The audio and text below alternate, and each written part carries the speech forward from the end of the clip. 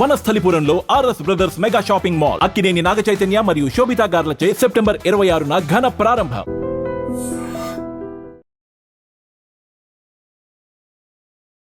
Hi hello నమస్తే, welcome to iDream media. నేను మీ శ్రావ్య. మనతో పాటు ఇప్పుడు ఉన్నారు హైకోర్టు సీనియర్ అడ్వకేట్ ఎడ్విన్ గారు. నమస్తే సార్. హలో శ్రావ్య. హలో అమ్మా. బాగున్నాను సార్, మీరు ఎలా ఉన్నారు? నేను బాగున్నామా సార్. రీసెంట్గా ఒకటి చాలా పాపులర్ అవుతుంది, ఏంటి అంటే న్యూస్, గౌతమి చౌదరి, ధర్మా మహేష్ అండ్ రీతు చౌదరి. ఈ టాపిక్ చెప్పిన వెంటనే, అంటే ఈ పేర్లు వినగానే అందరికీ టాపిక్ అర్థమైపోతుంది, అంత వైరల్ అయిపోతుంది స్టోరీ. ఏంటి అంటే, నేను అమాయకురాలని, నా భర్తకి ఇంతమందితో అఫైర్స్ ఉన్నాయి అని చెప్పి గౌతమి చౌదరి అన్ని ఛానల్స్కి వెళ్ళి ఇవిగోండి ప్రూఫ్స్ అని చెప్పి సబ్మిట్ చేస్తుంది. వాళ్ళు కారిడార్లో నడుస్తున్నారు, అంటే రీతు చౌదరి అండ్ ధర్మా మహేష్ అండ్ ఇంకెవరో ఒక వ్యక్తి కారిడార్లో నడుస్తున్నారు అండ్ అలాగే లిఫ్ట్లో కూడా ఉన్నారు. సో దాన్ని తీసుకొని వచ్చి అఫైర్ ఉంది, అలాగే డ్రగ్స్ తీసుకున్నారు అని చెప్తుంది. సరే, ఓకే, ఉంది అనుకుందాం. బట్ అడల్టరీ ప్రూవ్ చేయడానికి కూడా ఒక ప్రూఫ్స్ అనేది కావాలి. బట్ ఈ ప్రూఫ్స్ అనేది సరిపోదు కదా. ఓకే, అడల్టరీ కూడా ప్రూవ్ చేయాలనుకున్నా కూడా, అడల్టరీ అనేది ఇప్పుడు లీగల్ అయిపోయింది కదా సార్. తను ఏం చెప్పాలనుకుంటుంది, జనాలకి ఏం చెప్పాలనుకుంటుంది, తనకేం కావాలి, ఈ ఇష్యూని మనం ఎలా చూడాలి? ఫస్ట్ ఆఫ్ ఆల్, ఇప్పుడు ఎవరైతే క్లెయిమ్ చేస్తున్నారమ్మా నా భర్తకి అఫైర్ ఉంది, లేకపోతే గౌతమి గారు కదా? Yes sir. గౌతమి గారికి తనకి ఏం కావాలనేది తనకి క్లారిటీ లేదు ఫస్ట్ ఆఫ్ ఆల్. ఇప్పుడు మీరు ఒకవేళ మీడియా ముందుకు వెళ్ళినా, లేకపోతే ఛానల్స్ ముందుకు వెళ్ళినా, లేకపోతే when you are trying to make it public, ఇంతకాలం ఏదైతే రీతు చౌదరి లేకపోతే మహేష్ గారికి ఏదైతే రిలేషన్షిప్ ఉందని తను అంటుందో, లేకపోతే తను వాళ్ళిద్దరిని అక్యూజ్ చేస్తుందో, అది ఉందా లేదనేది అది సెకండరీ థింగ్. కానీ ఇక్కడ తనకి ఏం కావాలనేది తను క్లియర్గా లేదు. తన మైండ్ సెట్లో కానీ తను క్లియర్గా లేదు. ఇప్పుడు సరే, వీళ్ళిద్దరి మధ్య రిలేషన్షిప్ లేదు. ఇప్పుడు వైఫ్ అండ్ హస్బెండ్ రిలేషన్షిప్, వాళ్ళిద్దరు ఎవరు, గౌతమిను మహేష్ గారు ఇద్దరు వైఫ్ అండ్ హస్బెండ్. సరే, ఈయన రీతు చౌదరితో రిలేషన్షిప్లోనే ఉన్నాడు అనుకుందాం, లెట్స్ అజ్యూమ్. అట్లాంటప్పుడు మీకు తెలుస్తుంది కదా, రిలేషన్షిప్లో డిఫరెన్స్ వచ్చినప్పుడు మీకు తెలుస్తుంది. ఆ ఇంటిమేట్ రిలేషన్షిప్ అనేది, wife and husband relationship is intimate relationship. ఆ రిలేషన్షిప్లో మీకు గ్యాప్ వచ్చినప్పుడు, లేకపోతే మీకు ఎప్పుడైతే మీ ఇద్దరి మధ్య ఒక డిస్టెన్స్ అనేది క్రియేట్ అవుతూ ఉంటుంది, మీ హస్బెండ్ కానీ లేకపోతే మీ భార్య కానీ వేరే వాళ్ళతో అఫైర్ పెట్టుకున్నప్పుడు, లేకపోతే వేరే వాళ్ళతో రిలేషన్షిప్లో ఉన్నప్పుడు, వాళ్ళిద్దరి మధ్య ఇదివరకు ఉన్నటువంటి అది ఉండదు, ఆ ఇంటిమసీ కానీ లేకపోతే ఆ అటాచ్మెంట్ కానీ, ఒక గ్యాప్ అనేది ఎస్టాబ్లిష్ అయిద్దామా. గ్యాప్ అనేది ఎస్టాబ్లిష్ అయ్యి డిస్టెన్స్ పెరుగుతూ ఉంటుంది గ్రాడ్యువల్గా over a period of time. ఈమె మాట్లాడకపోవటము, లేకపోతే తను మాట్లాడకపోవటము, వీళ్ళిద్దరి మధ్య ఏంటంటే ఒక సైలెన్స్ అనేది వచ్చేస్తుంది, ఒక వాల్ అనేది ఎస్టాబ్లిష్ అవుతుంది. వాల్ అనేది మధ్యలో వాళ్ళిద్దరి మధ్య ఒక వాల్ గ్రాడ్యువల్గా వాల్ బిల్డప్ అయిపోయి కాంక్రీట్ అవుతుంది, కాంక్రీట్ స్టేజ్కి వెళ్ళిపోతుంది. ఒకవేళ రిలేషన్షిప్లో నిజంగానే అట్లాంటిది ఉంటే, నిజంగానే తను ఏదైతే క్లెయిమ్ చేస్తుందో నా భర్తకి రీతు చౌదరితో అఫైర్ ఉంది, లేకపోతే డ్రగ్స్ తీసుకుంటారు, లేకపోతే వాళ్ళు ఇవన్నీ ఎక్స్ట్రా మ్యారిటల్ అఫైర్స్ ఉన్నాయి అన్నప్పుడు, మీకు డౌట్ వచ్చినప్పుడు, లేకపోతే మీ దగ్గర మీకు ప్రాబ్లం ఉంది అని తెలిసినప్పుడు, మీరు ఎందుకు కోర్ట్ ఆఫ్ లాని ఎందుకు అప్రోచ్ కాలేదు, పోలీస్ని ఎందుకు అప్రోచ్ కాలేదు? లేదు, మీరు ఎంతమంది ఎల్డర్స్ మీటింగ్ చేసినారు? ఒకవేళ అరేంజ్ మ్యారేజ్ అయినా లేకపోతే లవ్ మ్యారేజ్ అయినా కూడా మీకు మీ భర్త మీద మీకు ఫుల్ రైట్ ఉంటుంది. రీతు చౌదరి కానీ ఇప్పుడు రీతు చౌదరి వరకు ప్రూఫ్స్ దొరకలేదు కాబట్టి నన్ను అందరు బ్లేమ్ చేస్తున్నారు, నాదే తప్పు ఉంది అని అనుకుంటున్నారు. బట్ ఇప్పుడు ప్రూఫ్స్ అన్ని పట్టుకొచ్చాను, ఏం ప్రూఫ్స్ తీసుకొచ్చింది? తనది తప్పని చూపిస్తున్నాను. ఏదైతే ప్రూఫ్ చూపిస్తుందో, కారిడార్ లో వాళ్ళిద్దరు నడిచిపోతున్నారు, లేకపోతే ఇంకో వ్యక్తితో నడుస్తున్నా అంటున్నారు. ఇప్పుడు as per the court of law guide lines, లేకపోతే కోర్ట్ ఆఫ్ లా ఏమంటది అంటే, ఒక అమ్మాయి అబ్బాయి ఒక రూమ్లో న్యూడ్గా కూర్చున్నా కూడా it doesn't mean that it's a physical relationship అని అంటదమ్మా కోర్ట్ ఆఫ్ లా. మరి అట్లాంటప్పుడు మీరు అబ్బాయి అమ్మాయి కార్డర్లో నడిచిన, వాళ్ళ హస్బెండ్ తోటి ఎవరో నడిచినంత మాత్రం వాళ్ళిద్దరి మధ్య రిలేషన్షిప్ అని ఎట్లా అంటాం మనం? ఎట్లా ఎస్టాబ్లిష్ చేయగలరు? 1 గంటకు వచ్చి తెల్లారి 6 గంటలకు వెళ్ళిపోతుంది. ఆ టైం వరకు ఎందుకు నా భర్తతో ఉండాలి, ఆ టైంలో ఎందుకు రావాలి అని చెప్పి ఎందుకు ఆమెను అక్కడనే పాయింట్ బ్లాంక్ గా మీరు ఎందుకు ఇది చేయలేదు? ఎందుకు మీరు ఆమెను పోయి అక్కడే ఎందుకు పట్టుకోలేదు? ప్రూఫ్స్ దొరకలేదు, మీరు ఎందుకు టైం ఇచ్చినారు? అంత టైం ఇవ్వాల్సినంత అవసరం ఏముంది? ఇప్పుడు ఇక్కడ మళ్ళీ నేను అనేది ఒకటే అమ్మా, ఇప్పుడు ఏదో రెంటల్ అగ్రిమెంట్ ఉంది వాళ్ళిద్దరి మధ్య, లేకపోతే ఇదంతా ఉందని. First of all, live in relationships తప్పు కాదంటున్నారు, ఎక్స్ట్రా మ్యారిటల్ అఫైర్స్ తప్పు కాదంటున్నారు. మరి ఇప్పుడు మీకేం కావాలనేది ఇప్పుడు మీరు మీడియా ముందుకు వచ్చేసి తను మాట్లాడుతూ ఉన్నారు, గౌతమి గారు నాకు అన్యాయం జరిగిందని మాట్లాడుతున్నారు. అన్యాయం జరిగింది, న్యాయం కావాలి, మీకు ఏం కావాలి, మీ పాయింట్ ఆఫ్ ఏంటి అంటే మీరు ఏం క్లెయిమ్ చేస్తున్నారు? From the court of law కానీ, ఫ్రమ్ ద పోలీస్ కానీ, లేకపోతే ఫ్రమ్ ద సొసైటీ కానీ, అంటే మీ హస్బెండ్ ఆమెను విడిచిపెట్టేసి మీ దగ్గరికి రావాలని అంటున్నారా? దట్టు ఆమె ఎప్పుడు కన్సర్న్ రేజ్ చేసిందమ్మా? ఈ రీతు చౌదరి అన్న అమ్మాయి తను ఎప్పుడైతే మీడియాకి వెళ్ళిందో, బిగ్ బాస్ కి వెళ్ళిన తర్వాత, ఇప్పుడు బిగ్ బాస్ లో ఓటింగ్ నడుస్తూ ఉంటుంది. అంటే ఇప్పుడు ఆమె ఓటింగ్ ని డ్రాప్ చేయాలని వెళ్ళిందా, లేకపోతే ఓకే అమ్మ అమ్మాయి మంచిది కాదు, రీతు చౌదరికి 2 సార్లు పెళ్ళయింది, లేకపోతే భర్తను విడిచిపెట్టింది అని అంటుంది. That is her personal thing కదా. ఎందుకు విడిచిపెట్టింది అనేది ఇప్పుడు ఎవరికైతే నొప్పి ఉందో వాళ్ళకి తెలుస్తుంది నొప్పి ఎక్కడ ఉందనేది. అంతేగాని ఇప్పుడు నేను చూసేవాడిని నాకేం తెలుస్తామా, నువ్వు సముద్రంలో పడ్డోడే నేను అంట ఈత కొట్టురా చేతులు కొట్టురా అంట, కానీ అప్పటికే వాడు ఎగ్జాస్ట్ అయిపోయి ఉండొచ్చు కదా. అమ్మాయి ఓపెన్ గా క్యారెక్టర్ అసాసినేషన్ చేస్తుంది. రీతు చౌదరి ఇలాగా, సీత ఇలాగా, నా భర్త ఇలాగా అని చెప్పి క్యారెక్టర్ అసాసినేషన్ చేస్తుంది. బిగ్ బాస్ లో ఉన్న రీతు చౌదరి నేను అలాంటి దాన్ని కాదు అని చెప్పుకోవడానికి లేకుండా ఉంది. లేదా తనకి సంబంధించిన వాళ్ళు కూడా ఎవరు వచ్చి రీతు అలాంటిది కాదు అని చెప్పట్లేదు. ఇప్పుడు ఆ అమ్మాయి సిచ్యుయేషన్ చూసి ఈమె దాన్ని క్యాష్ చేసుకోవాలనుకుంటుందమ్మా. ఎవరు ఇప్పుడు ఈ గౌతమి గారు ఏదైతే ఉందో, రీతు చౌదరి బయటికి రాదని తెలుసు. సో ఆమెను ఎంత అక్యూజ్ చేసినా, ఎంత బ్లేమ్ చేసినా కూడా తను బిగ్ బాస్ హౌస్ విడిచిపెట్టి బయటికి రాలేదు. సో ఇట్లాంటి సిచ్యుయేషన్లో నేను ఏ అలిగేషన్ చేసినా, ఏ అక్యూజేషన్ చేసినా కూడా నడిచిపోద్ది. దట్ వాజ్ అది ఆమె. ఇప్పుడు మీరు ఒకవేళ నిజంగానే మీరు మీ భర్తను సేవ్ చేసుకోవాలి, లేకపోతే రీతు చౌదరి గారిని కన్ఫ్రంట్ చేయాలి అంటే మీరు ఏం చేయాలా? తను బయట ఉన్నప్పుడు మీతో 1-to-1 ఉన్నప్పుడు మీరు మాట్లాడాలి. 1 year నుంచి తెలుసు అని మరి 1 year నుంచి తెలిసినప్పుడు ఇంతకాలం ఎందుకు వెయిట్ చేసింది? ఇంతకాలం ఎందుకు వెయిట్ చేసింది సార్? అంటే ఇప్పుడు కరెక్ట్ గా రీతు చౌదరి కెరియర్ ని బ్లాక్ చేయడానికి ఇలా చేస్తుంది గౌతమి చౌదరి అనుకోవాలా? ఇది పక్కా ఏంటంటే ఒక రివెంజ్ మోడ్లో పోతుందమ్మా. ఏంటంటే నా లైఫ్ నువ్వు రూయిన్ చేసినావు, లేకపోతే నా రిలేషన్షిప్ను నువ్వు రూయిన్ చేసినావు కాబట్టి నీ ఎదుగుదలను నేను బ్లాక్ చేస్తా, లేకపోతే నీకు ఇప్పుడు నీ గ్రోత్ ఏదైతే ఉందో అది నీకు టోటల్గా ఇక 1 time నీకు ఇంకా క్లోజర్ ఇస్తున్నా అని ఒక ఎండ్ కార్డ్ వేసింది తను. This is the right time అని చెప్పేసి చూసి ఒక end card Bigg Boss start అయ్యి కూడా మనకి ఆల్మోస్ట్ 2 weeks దాటిపోయింది. అప్పటి నుంచే తను రీతు చౌదరి వచ్చిన ఫస్ట్ డేనే తను ఇట్లా చేయొచ్చు కావాలనుకుంటే, కానీ అలా చేయకుండా 2 weeks దాటేసిన తర్వాత పీక్ స్టేజ్కి వెళ్ళిన తర్వాత ఇప్పుడు వచ్చేసి మీడియా ముందుకు వచ్చేసి నేను ఇక్కడ విక్టిమ్ని, లేకపోతే నేను ఇక్కడ సఫర్ అవుతున్నా, లేకపోతే నాకు ఇంత అన్యాయం జరుగుతుందని చెప్పేసి ఇప్పుడు all of a sudden media ముందుకు వచ్చేసి ఆల్ ఆఫ్ అ సడన్ ఈ ఇష్యూని, పర్టికులర్ ఇష్యూను రేజ్ చేయాల్సినంత అవసరమే ఉందమ్మా. ఇప్పుడు ఇదే మీరు రేజ్ చేయాలనుకున్నప్పుడు మీరు తను బయటకు వచ్చిన తర్వాత కూడా చేయొచ్చు కదా. Of course I don't know who's Ritu Chaudhary or who's Gautami, కానీ ఏంటంటే చూస్తున్నాం కాబట్టి నేను దాని మీద మాట్లాడుతున్నాను.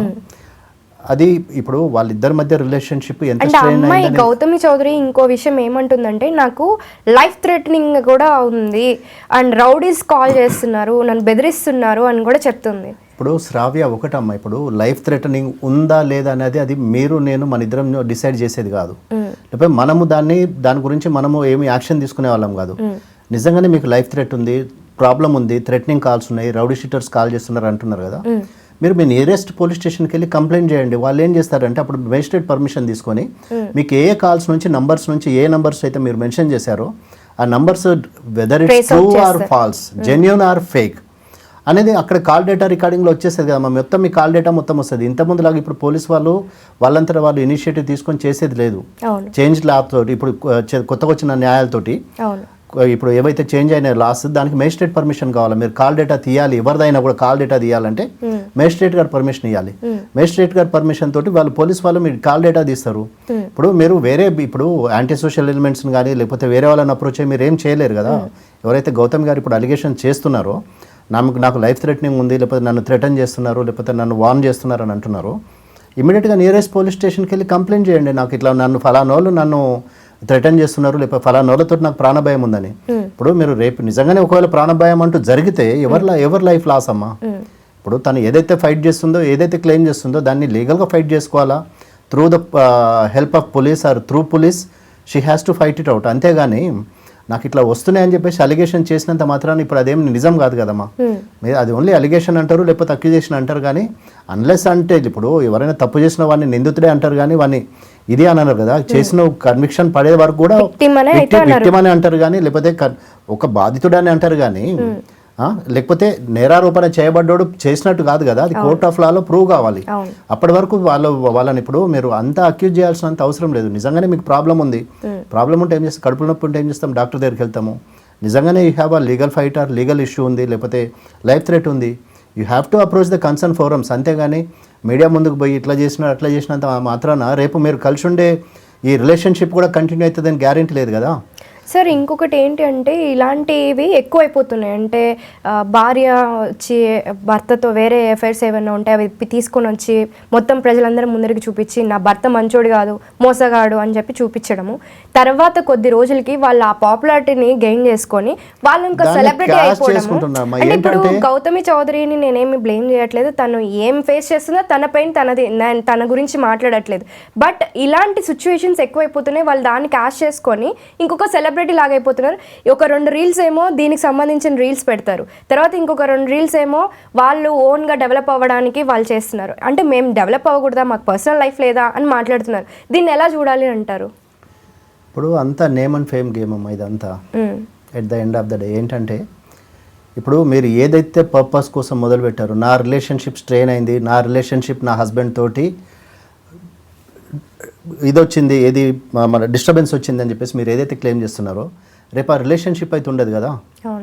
ఇప్పుడు ఒకసారి తాను దిల్ మీద తీసుకొని ఇప్పుడు ఎవరు ఆయన మహేష్ గారు ఎవరైతే ఉన్నారో ఆమె భర్త, ఇప్పుడు నన్ను ఇంత అక్యూజేషన్ చేసింది, ఇన్ని అలిగేషన్ చేసింది, నాకు ఇంత నా రెప్యుటేషన్ పాడు చేసింది, లేకపోతే నా ఇమేజ్ డ్యామేజ్ చేసింది అని చెప్పేసి తను దిల్ మీద తీసుకొని తను డైవర్స్ ఫైల్ చేసుకున్నాడు అనుకోండి, దట్ విల్ గో ఆన్ కదా.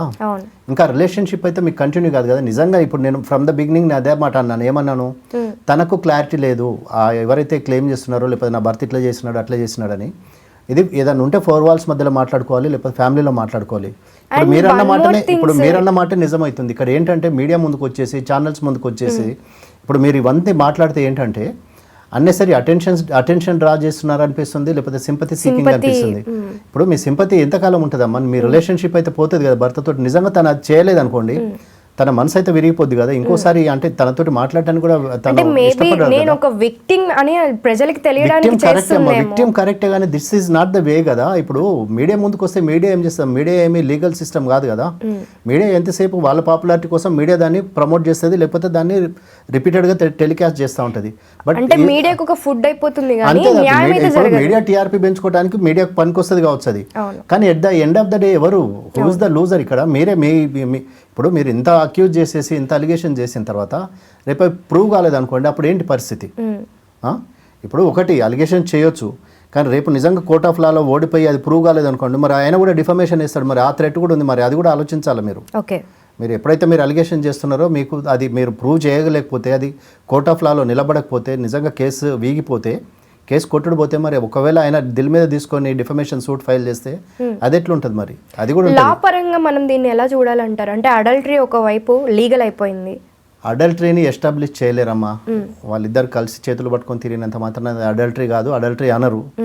ఒకవేళ తాను ఇంకా నేను వాళ్ళని ఎస్టాబ్లిష్ చేస్తా అంటే అది ఆమె ఆమె అంతే, ఇంకా తన కెపాసిటీ అది. ఒకవేళ తాను ఎస్టాబ్లిష్ చేసుకోవాలనుకుంటే చేయొచ్చేమో ప్రైవేట్ డిటెక్టివ్స్ని పెట్టుకొని, కానీ ఏమైనా. కానీ ఒకటి అంటే ఇప్పుడు ఆమె భర్త ఏదైతే చేస్తున్నాడో, ఆయన చేసేది తప్ప రాంగ్ అనేది అది ఆయన పాయింట్ ఆఫ్ వ్యూలో ఆయన చెప్పేది ఆయన కరెక్టే అంటాడు. సో ఆయనను మనం జడ్జ్ చేయలేము. ఈమె చేసేది కరెక్ట్ అని కూడా మనము దాన్ని ఏం సాధించాలని అదే అమ్మ నేను అనేది. ఇప్పుడు తనకి ఏం కావాలనేది ఆ క్లారిటీ ఉంటే ఇంత చేయదు కదా. నిజంగానే తనతో నచ్చదు, లేకపోతే తనతో నాకు అవసరం లేదు రిలేషన్షిప్, రేపు పిల్లలు ఉండొచ్చు, తనకు పిల్లలు ఉన్నారేమో నాకు తెలియదు, గౌతమి గారికి ఒక బాబు ఉన్నాడు, రేపు బాబు పరిస్థితి ఏంటి? ఇప్పుడు ఈయన ఈయన మీద ఇన్ని అక్యూజేషన్స్ అయితే చేసినారు, ఇంత అలిగేషన్ చేసినారు, రేపు మళ్ళీ మీరు ఇద్దరు కలిసి ఉండాలంటే కలిసి ఉండకపోతే బాబు పరిస్థితి ఏంటి? ఇప్పుడు బాబునైతే బాబు కూడా ఇదైతే దీంట్లో సఫర్ అయితేనే ఉన్నాడు కదా. సో ఇవన్నీ ఉంటాయమ్మా, ఈ పాయింట్స్ అన్నీ ఉంటాయి, కానీ this is not the way. వాళ్ళ నిజంగానే మీకు ప్రాబ్లం ఉంది, ఆయన అంతా ఎక్స్పోజ్ చేసినారు, సరే రేపు ఒకవేళ ఆయన నేను ఉండను, లేకపోతే నన్ను ఎంత అక్యూజ్ చేసిందని చెప్పేసి ఒకవేళ తను ఉండకపోతే ఇప్పుడు ఉన్నది కూడా పోతుంది కదా, ఆ రూట్ కూడా పోతుంది కదా తనకి. ఇప్పుడు ఎటు కాకుండా అయిపోయింది కదా సిచ్యుయేషన్. సో ప్రజలు ఇట్లాంటి న్యూస్ చూసినప్పుడు ఏం తెలుసుకోవాలి అంటే, ఈ ఎఫ్ఐఆర్స్ ఇవన్నీ పక్కన పెడితే లా పరంగా ఎలాంటి విషయాలు తెలుసుకోవాలనుకుంటారు? లా పరంగా ఏం తెలుసుకోవాలంటే, ఇప్పుడు ఈమె బయటకు వచ్చింది, ఈమె చేసింది మేము చేస్తే తప్పేంటి అనే ఒక రాంగ్ ఇదే వస్తుంది, కానీ దాంట్లో ఏమి పాజిటివ్ ఏమి ఉండదమ్మా. అంటే ఇట్లా మీడియాకు పోతే మాకేదో జరుగుతుంది, పోనీ బతుకు జట్కా బండికి పోతే వాళ్ళు అక్కడ కూర్చోబెట్టి మాట్లాడుతున్నారు, లేకపోతే ఇంకేదో షో ఏదో మన హిట్ టీవీలో ఏదో టీవీలో వస్తుంది, ఏదో అంటే సమాధాన ఛానల్ ఏదో దాన్ని ఇచ్చేస్తూ ఉంటుంది. అట్లా పోతే కనీసం అంటే అక్కడ లీగల్గా మీకు ఏదన్నా ఒక న్యాయం జరగవచ్చు, లేకపోతే మీకు ఏదో జరగవచ్చు. కానీ ఇప్పుడు అట్లా కాకుండా ఇట్లా కాకుండా నేనే మీడియా ముందు పోయి నేను మాట్లాడుతా అంటే ఏమి మెసేజ్ కన్వే అవుతుందమ్మా? ఏమి అంటే నేను చేసేది రైట్ అని చెప్పేసి తను చేస్తుందా, లేకపోతే నేను నా న్యాయ పోరాటం చేస్తున్నా అంటుందా ఏంటనేది, ఆమె క్లెయిమ్ ఏంటనేది సో నాకు ఏదైనా తెలియదమ్మా. ప్రూఫ్స్ అలాంటివి ఉంటే మీరు తీసుకెళ్లి కోర్టులో సబ్మిట్ చేసి కోర్ట్ ఆఫ్ లాలో పెడితే కోర్టులోనే ఏంటంటే ఇప్పుడు మనకు ఒకటే న్యాయ వ్యవస్థ అమ్మ మనకుంది, మనకు ఇంకా వేరే ఏం లేదు జ్యుడిషియరీ సిస్టమ్. మనం ఒక లీగల్ సిస్టమ్కి మనం బైండ్ అయి ఉన్నాము, ఒకటే సిస్టమ్ను మనం నమ్ముతాము, మనకుంది ఒకటి సిస్టము. ఇప్పుడు at the end of the day తను వద్దనుకున్నా లేకపోతే భర్త వద్దనుకున్నా కూడా కోర్ట్ ఆఫ్ లాకి వెళ్ళాల్సిందే తప్ప వాళ్ళు ₹1,00,000 బాండ్ పేపర్ తీసుకొచ్చి దాని మీద రాసుకున్నా కూడా it's not a valid document. So ఎందుకు అట్లాంటి, ఇప్పుడు నిజంగానే మీకు ప్రాబ్లం ఉంటే సార్ట్ ఇట్ అవుట్, అంతేగాని పబ్లిక్లో వచ్చేసి పబ్లిక్ ముందు పెట్టేసి ఇప్పుడు పబ్లిక్కి ఎంటర్టైన్మెంట్ ఇస్తున్నారు అంతే తప్ప మీరు దాంట్లో గెయిన్ చేసింది అయితే ఏముండదు నాకు తెలిసి అయితే. So madam she has to think, అంటే దాన్ని రైట్ ఛానల్ అప్రోచ్ కావాలా, రైట్ డైరెక్షన్లో వెళ్ళాలి, దెన్ రైట్ డెసిషన్ తీసుకోమనండి. ఆమె ఇప్పుడు లైఫ్ అక్కడ ఏమి ఎండ్ కాలేదు కదా. వైపు అమ్మాయి వాళ్ళ భర్త గురించి ఎలిగేషన్స్ వేస్తూ వాట్ ఎవర్ ఎలిగేషన్స్ కావచ్చు, క్యారెక్టర్ అసెసినేషన్ కావచ్చు, ఇంకొక 2-3 అమ్మాయిలను కూడా క్యారెక్టర్ అసెసినేషన్ చేస్తుంది. ఇంకో వైపు ఆ తండ్రి వస్తున్నాడు, ఆ మహేష్ వాళ్ళ నాన్న వచ్చి నా కొడుకు అలాంటి వాడు కాదని ఈ అమ్మాయి మీద కూడా నువ్వేమైనా పతిత్వా అలాంటి కొన్ని అంటే వాడకూడని మాటలన్నీ మాట్లాడుతూ ఇప్పుడు మీడియాలో మాట్లాడుతున్నారు. ఈ అమ్మాయి కూడా బయటకు వచ్చేసింది కదా, ఇప్పుడు ఈ అమ్మాయి గురించి కూడా ఇప్పుడు ఒక నెగటివ్ టాక్ అయితే స్టార్ట్ అయింది కదా. ఇప్పుడు వాళ్ళ ఫాదర్ అది నిజమా కాదనేది తర్వాత సంగతి. ఇప్పుడు మహేష్ వాళ్ళ ఫాదర్ వచ్చి బయటకు వచ్చి మాట్లాడుతున్నారు అంటే ఏంటి, he is unable to take that. ఇప్పుడు తను ఒక్కని కాదు కదా, మొత్తం ఫ్యామిలీ అవుతుంది. ఇప్పుడు వాడిని ఎవరు అన్నారు, వాని తల్లిదండ్రులు వాడిని సరిగా పెంచితే ఇట్లా కాదు అనేది నెక్స్ట్ టాక్ అదే వస్తుంది. ఒక ఫ్యామిలీలో కూర్చొని చర్చించాల్సిన విషయాలు మీడియాకి వచ్చేసి వాళ్ళమ్మ వీళ్ళ నాన్న ఇద్దరు కొట్టుకుంటూ మీడియాలో మాట్లాడుకుంటుంటే కుటుంబ చర్చలు మీడియాలో జరగడం ఎంతవరకు కరెక్ట్ అంటారు? అస్సలు అది అప్రిషియబుల్ కాదమ్మా. ఏంటంటే మనము ఒక రాంగ్ డైరెక్షన్ ఇస్తున్నాము సొసైటీ కానీ లేకపోతే లివింగ్లో కానీ. ఇవి విత్ ఇన్ 4 walls లేకపోతే విత్ ఇన్ ద ఫ్యామిలీ, లేకపోతే వద్దు ఇష్టం లేదు కోర్ట్ ఆఫ్ లాకి వెళ్ళండి, సెటిల్ చేసుకోండి, ఎవరి దారాలు బతకండి. ఆయన మీద ఇప్పుడు ఆయన నిజమా కాదనేది మనకు తెలియదమ్మా. ఇప్పుడు ఏదైనా కూడా మన కళ్ళతో మనం చూసేంతవరకు కూడా దేన్ని నమ్మొద్దు. అట్లాంటప్పుడు ఇప్పుడు అది నిజంగా వాళ్ళిద్దరి మధ్య ఉందా రిలేషన్షిప్ లేదా అనేది అక్కడ పాయింట్ కాదు. ఈమెకి ఏం కావాలా లేకపోతే తను ఏం కావాలనుకుంటుంది అనేది తను డిసైడ్ చేసుకోవాలి ఫస్ట్. నాకు ఎట్లాంటి లీగల్ హెల్ప్ కావాలా, లేకపోతే there are so many advocates right. ఆమె ఎవరినైనా అడ్వకేట్ని అప్రోచ్ అయినా కూడా చెప్తారు ఇది కాదమ్మా ఇది అని చెప్పేసి. మరి తను ఎంచుకున్న మార్గం తప్ప లేకపోతే మీడియాలో తను వీళ్ళని ఎక్స్పోజ్ చేయాలనుకున్నది అనేది ఆమె డెసిషన్, అది దాన్ని మనం తప్పుపట్టలేము. కానీ దాని ద్వారా తనకు వచ్చేదైతే గొప్ప మేలు అంటూ ఏముండదు. అన్నెసరి ఇద్దరు బ్లేమ్ అవ్వటం తప్ప. ఇప్పుడు మహేష్ వాళ్ళ ఫాదర్ ఆమెను అంటున్నారు, ఎవరిని గౌతమి గారిని అంటున్నారు. గౌతమి నా భర్తకి ఇంతమందితో అఫైర్స్ ఉన్నాయంటుంది. తెలియని వాళ్ళకి తెలియజెప్తున్నాం అంతే తప్ప మనం బయటకి ఇన్ఫర్మేషన్ లీక్ చేస్తున్నాం అంతే తప్ప అక్కడ వచ్చే గెయిన్ అంటూ మాత్రం అంతే ఇంటి గుట్టు మనం బయట వేసుకోవటం మనది మనం బయట వేసుకోవటమే తప్ప అక్కడ వచ్చే గెయిన్ అంటూ మాత్రం ఏముండదమ్మా. సో అంటే తను ఇప్పటికైనా కూడా తను ఒక అంటే ఒక కరెక్ట్ డెసిషన్ తీసుకొని కరెక్ట్ వేలో పోతే she can sort out her issue. అంటే మీడియాలో చెప్పినంత మాత్రాన మీడియాలో వచ్చినంత మాత్రాన దానికి ఏమి సొల్యూషన్ అయితే రాదమ్మా డెఫినెట్గా. Okay sir, thank you so much. Welcome అమ్మా. నిజంగా ప్రస్తుతం ఉన్నటువంటి సమాజం దేనికి ప్రయారిటీ ఇస్తుంది? ఆర్థిక సంబంధాల చుట్టూ మాత్రమే తిరుగుతోంది. మళ్ళీ ఎన్నికలంగానే చాలా విరక్తి కలుగుతున్నాం. మంచి అనిపిస్తుంది కదా, లేడీస్ కూడా ఛాలెంజింగ్ జాబ్స్ చేసినప్పుడు చాలా బాగుంటది. ట్రాఫిక్ అసిస్టెంట్స్ గా నియమించిన ట్రాన్స్జెండర్స్ అందరితో సాల్యూట్ చేయించుకుంటున్నారు. ఫుడ్ డెలివరీ ఇవ్వటానికి వెళ్ళినటువంటి డెలివరీ బాయ్ అనిల్ పై కళ్ళ ముందు